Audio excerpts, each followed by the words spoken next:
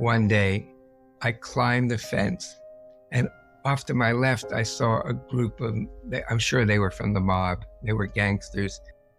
I realized if I went back to climb back on the fence, I would be an easy target. So I ran back into the woods into the bushes, as I had done many times before. But sadly, they followed me and pulled me to the ground and violently raped me. And there was a reason. I realized this much later, that what they wanted to do again was to scare my father off. So I would tell my parents about what happened, but I didn't tell them because of the shame, and I didn't tell myself. And in a way, I put that in the corner, like I walled it off from any memory, until that day with my student, who guided me deftly there so I wasn't overwhelmed at any time and could go back and forth between these exciting sensations I felt on my birthday and the horror of what happened. Did you know that 70% of people experience trauma in their lifetime? That's not just a statistic. It's a quiet reality woven into the lives of people all around us. Yet we live in a culture that pushes us to move on, to numb, to override pain with productivity. In this video, we explore how trauma doesn't simply live in our memories, it lodges in our bodies. And with the help of Dr. Peter Levine, a pioneer in trauma healing, we uncover the truth about healing beyond conventional medicine.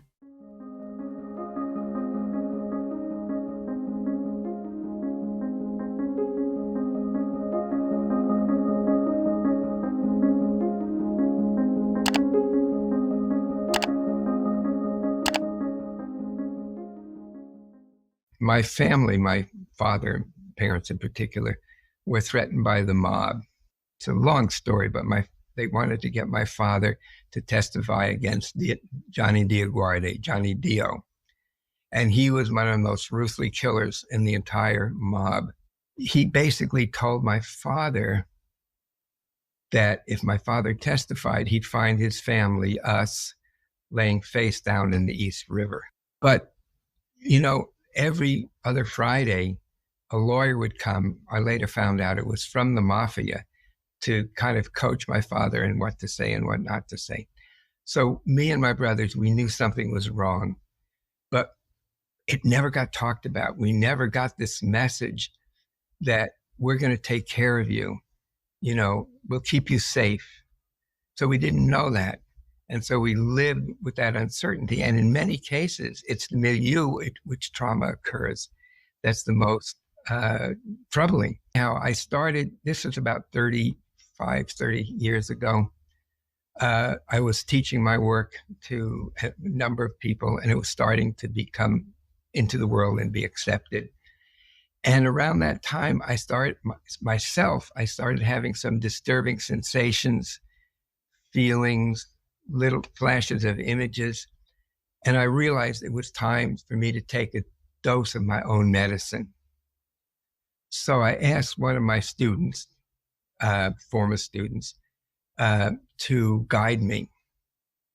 And one of the things in somatic experiencing, a couple of things, we never go right into the trauma. We don't have people reliving the trauma over and over again. I think that's a faulty approach to trauma, this kind of prolonged exposure therapy. And so maybe I can use my story to kind of illustrate that.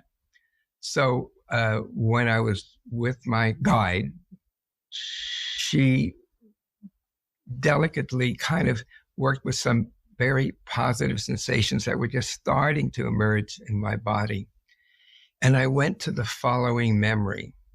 When I was 4 or 5 years old, my birthday, my parents, it must have been in the night or early in the morning, came into the room and laid the tracks for a model train or underneath my bed, out into the room, and then back again, and then in an oval back underneath my bed again. So when I awoke to the train going around. And to say I was excited would be an understatement. I was beside myself, and I literally jumped out of bed and went to the transformer so I could control the speed and also make the horn go toot toot. And although I didn't have the words for it, in that moment, I felt cared for. I felt safe. I felt that I was loved. And that was the feeling that I didn't get in the milieu with the mafia. And there were times when there was a lot of trauma that occurred from the family, in the family. But, that's not so uncommon.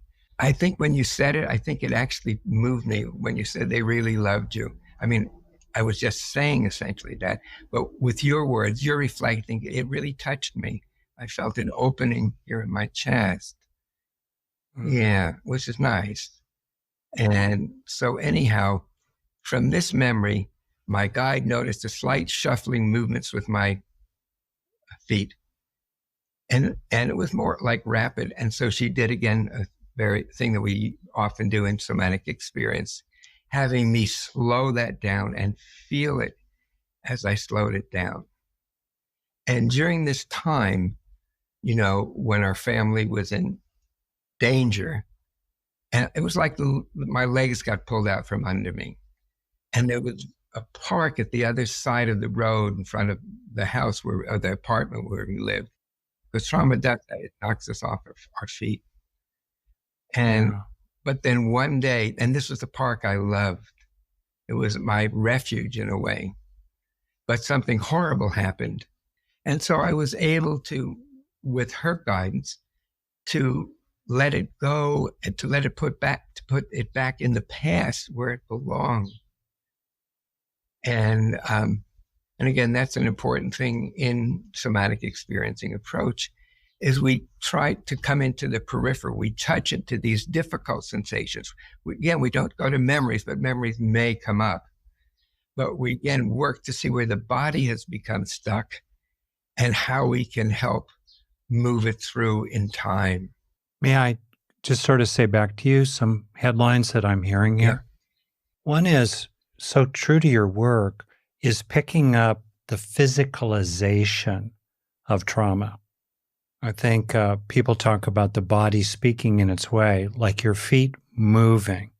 Another key element is what you call, I believe, pendulation, where you swing like a pendulum into the material, you touch it, and then you swing back to resource yourself so you can go into it again, maybe moving back and forth, including the resourcing of that beautiful birthday memory with the trains and all of that, right? And then very interestingly, in part, as you well know, in terms of how the brain works, oftentimes trauma gets frozen and it's decontextualized. That's right. Particularly really early trauma before the hippocampus has become anatomically mature around them. Yeah, the third or fourth birthday, because there's no locating in time. And you're helping it be located in time, as in that was horrible and it was then. And this is now, the light is coming through the window. You're safe. You're okay. I'm with you. This is now. Really, really crucial thing. So I just wanted to say back to you, some of the huge headlines, that I'm getting from what you're saying here. I really appreciate that. And, when I finally decided to write the book as a book, I really still had to test myself that this could help people, the readers, make some more compassion for what's happened to them, and also encouraging people to write their own stories, because I truly believe that we all, whatever our history, whatever our background, we all have important stories to tell. It can be just to us, or it can be more public. But I really encourage people to start thinking about their life and the arc of their life and where they came from and where they ended up. Let me just start with the archetype of Chiron from the Greek mythology, the wounded healer, that we all have to heal our own wounds, at least adequately, before we can be present with others. And being present with others is essential. In one of my books, in an unspoken voice, I write that trauma is not so much or not just what happened to us, but it's rather what we hold inside in the absence of that empathetic, that present empathetic other. And I think that's really critical, to have that witness there who's basically by their presence is saying that I'm here for you, and I'll stay here. So that's essential. And working with pain and shame, very often trauma comes not in the form of, of flashbacks, the traditional models of trauma, but as physical symptoms, as pain, and as corrosive emotions such as shame. And shame really strangulates the self, strangulates the spirit, and holds it hostage. And so working with shame is an important component in working with trauma. When we are feeling shame, our bodies do a very specific posture. So we look away and down because we want to avert anybody's eye contact. So we look away and down, and then our body collapses. That just robs the vital energy, and we collapse like this. And so we stay in this embodied state, this physiological shame state, and it seems like it's going to be impossible to do anything to get out of it.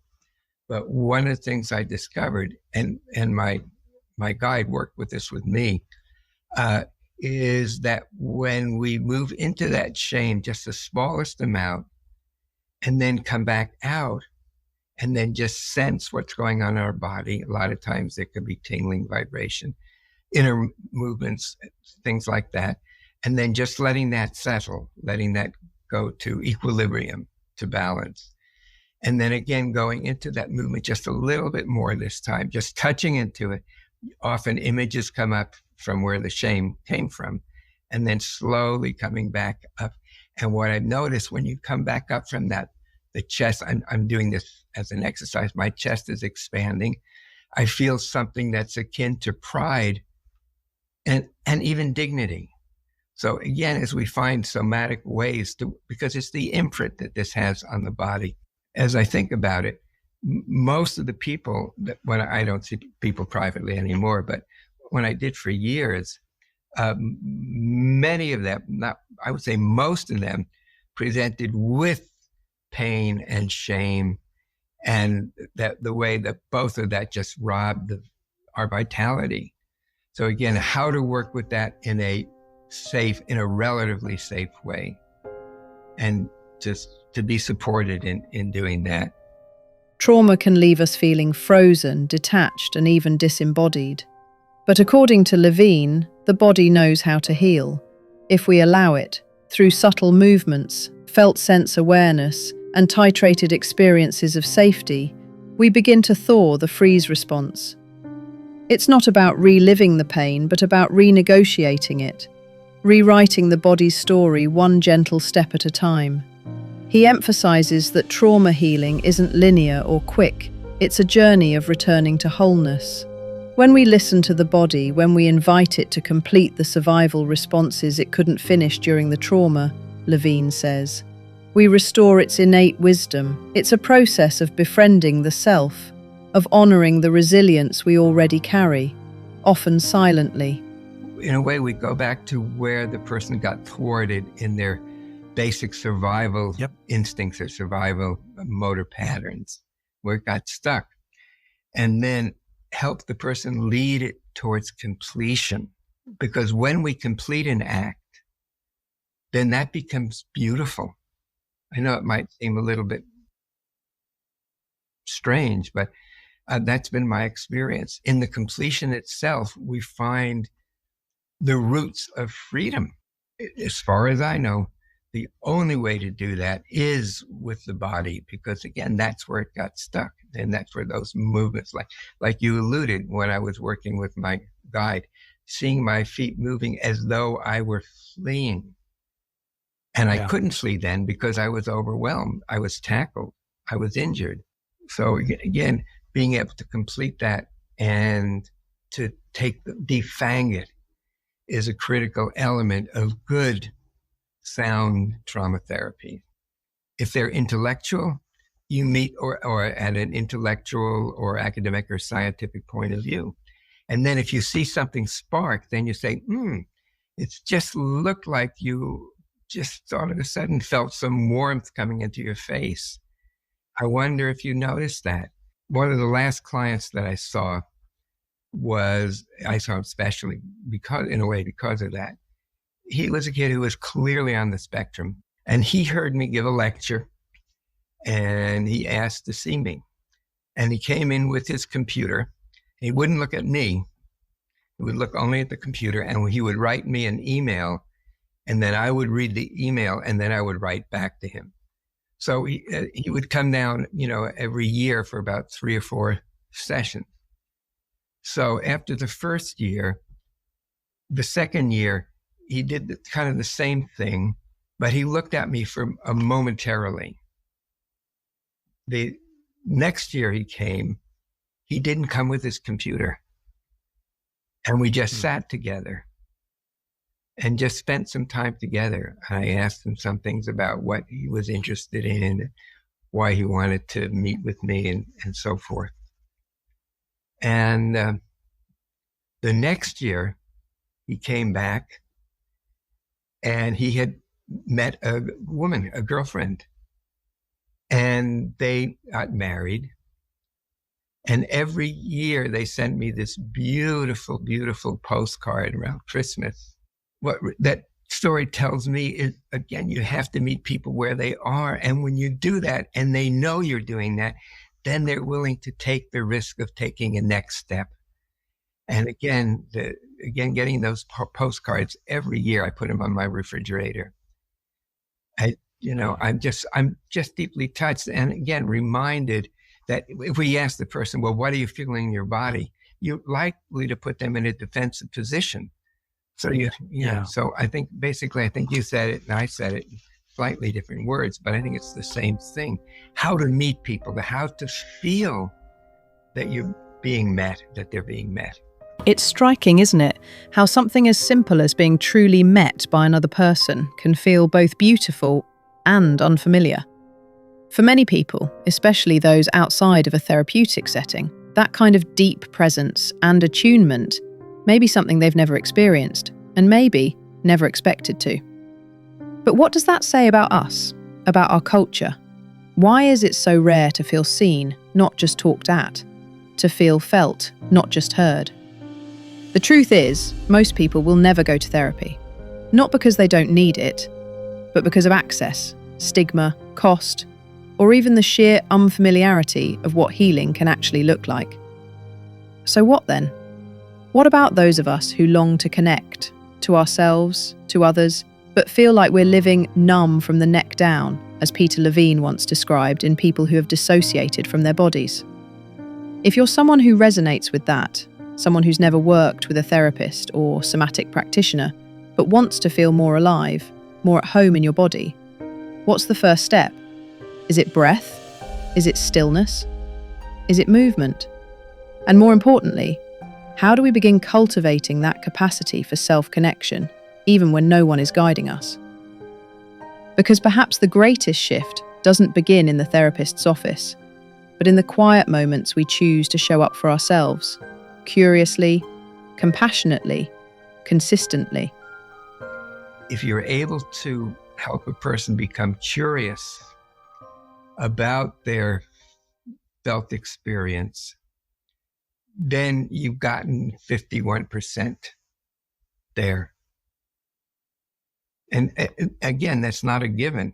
To actually, when we meet a person, to get to know them, to talk about what's important to them, to share with them what's important to us. And I think this is a gift that we can give to other people. And this is something I think that's so sorely needed in the world. I mean, we look and there's so much strife and so much disconnection and so much disembodiment. How can we help people take a step towards healing those wounds? I think tenderness has something to do with opening some of our internal space, like our heart space and our visceral space and to communicate that to others, to be willing to communicate that to others.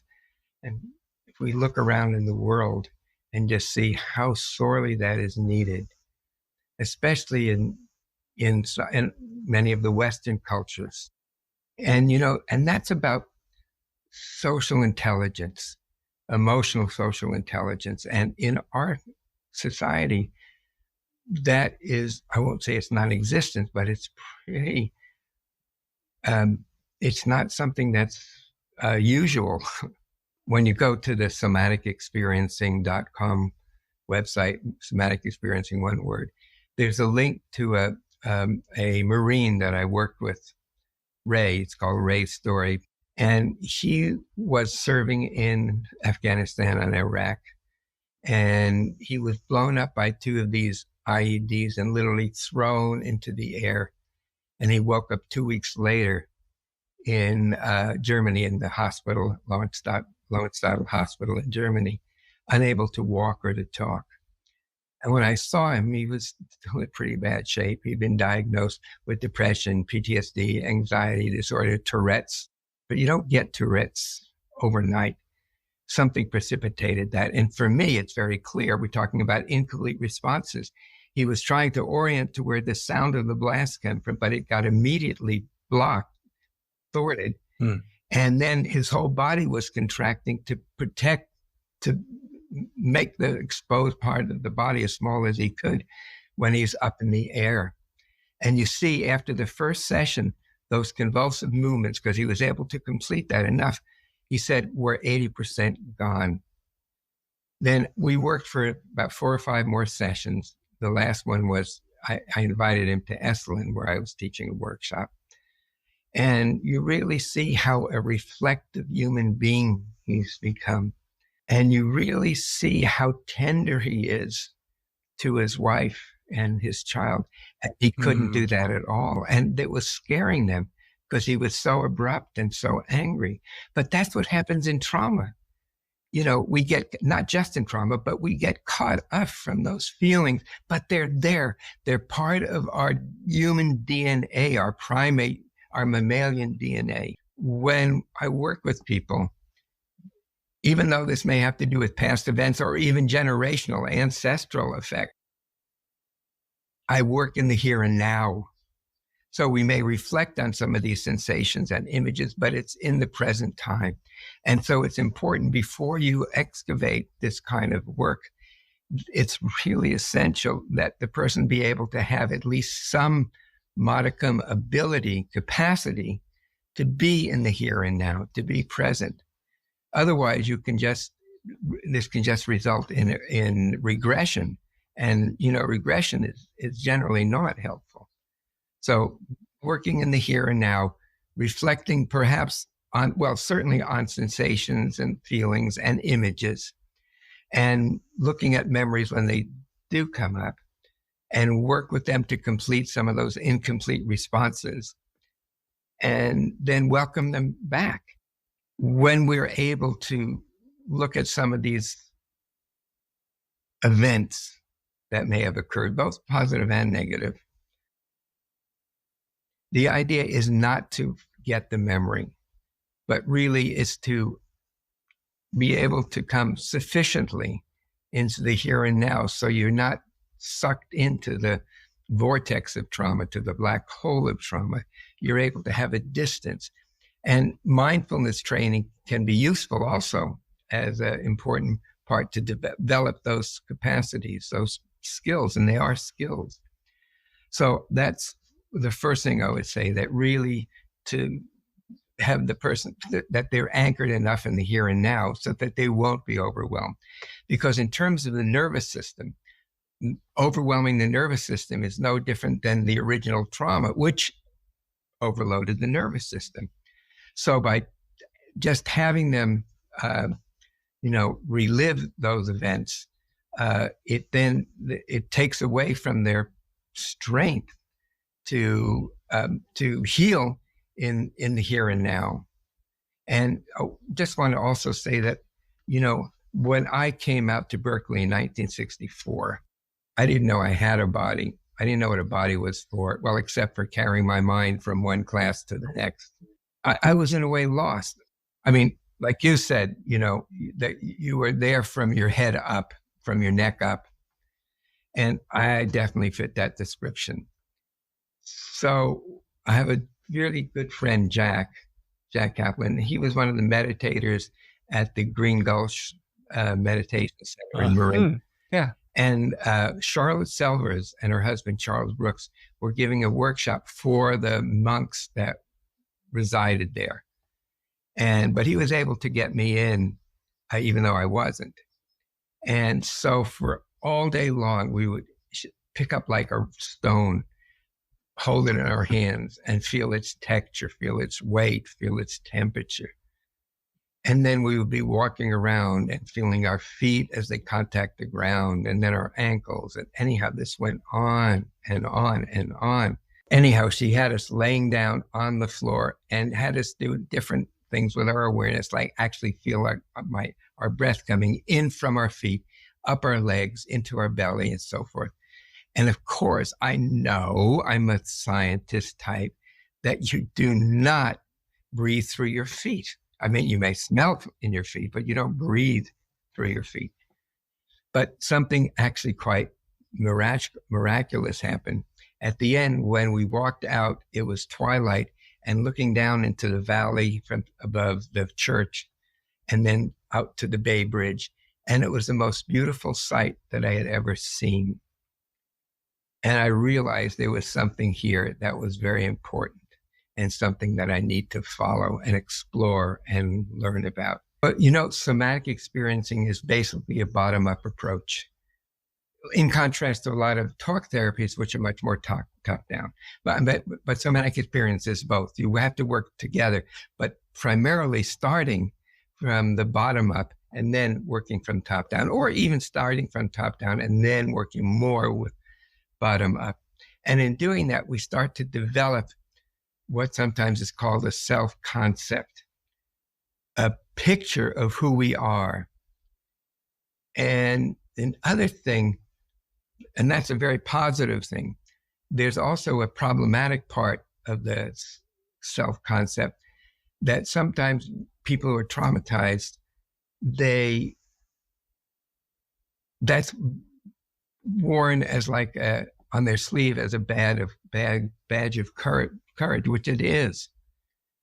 But it's not who the person is.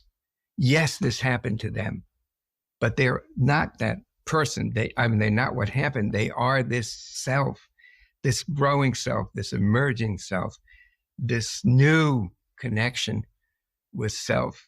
And when we were able to do that, we feel more safe.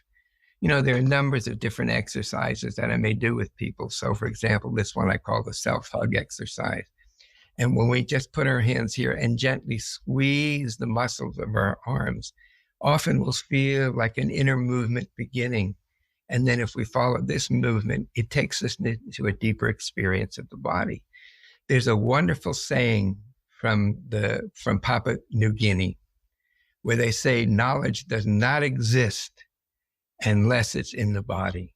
And the self-concept really doesn't exist unless it's felt in the body. Have I done enough? And I can now answer that in the affirmative. Yes, I have done enough. And so I've let go of that. It doesn't hold me hostage anymore. But there's another question, and that question is a lot more difficult. And that is, am I enough? And I think that's something I'm gradually learning about and moving into.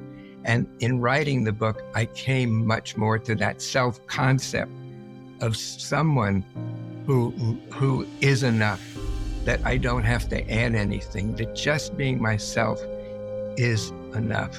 So if you're part of the 70% who carry pain from the past, know this: you're not broken.